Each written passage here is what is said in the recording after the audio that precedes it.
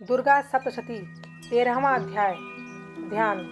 उदयकालीन सूर्य मंडल सी कांति धारण करने वाली, 4 भुजाओं और 3 नेत्रों के दिव्य स्वरूप वाली तथा अपने हाथों में पाश अंकुश जैसे शस्त्रों के साथ वर एवं अभय की मुद्रा धारण कर भक्तों को निर्भीक बनाने वाली शिवा देवी का मैं ध्यान करता हूँ।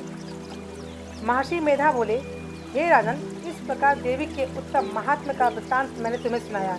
जगत धारणी इस देवी का कुछ ऐसा ही प्रभाव है। वही देवी ज्ञान को देने वाली है और भगवान विष्णु की इस माया के प्रभाव से ही तुम तथा यह वैश्य तथा अन्य विवेकी जन मोहित होते हैं। हे राजन, यदि सुख चाहते हो तो तुम इस परमेश्वरी की शरण में आओ। वही भगवती आराधना करने पर मनुष्य को भोग, स्वर्ग तथा मोक्ष प्रदान करती है।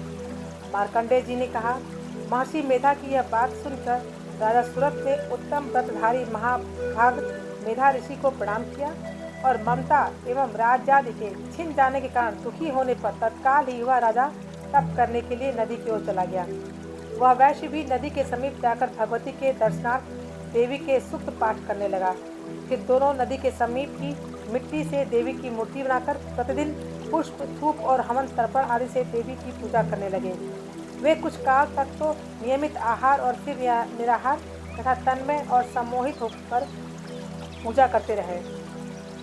उन दोनों ने अपने शरीर से रक्त निकालकर बलि दी। इस प्रकार 3 वर्ष तक की संयम आराधना करने से संसार को धारण करने वाली चंडिका प्रसन्न हो प्रकट होकर कहने लगी, हे राजन और हे वैश्य, मैं तुमसे प्रसन्न हूँ। तुम मुझसे वर मांगो, जो चाहोगे वही दूंगी।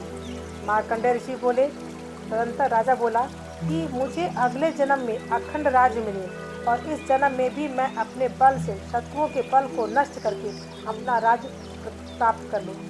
वैश्य ने विरक्त होकर यह मेरा है और माया का मोह और संग का नाश करने वाला ज्ञान मांगा। देवी बोली, हे राजन, अल्पकाल में ही तुम अपने राज्य को प्राप्त कर लोगे।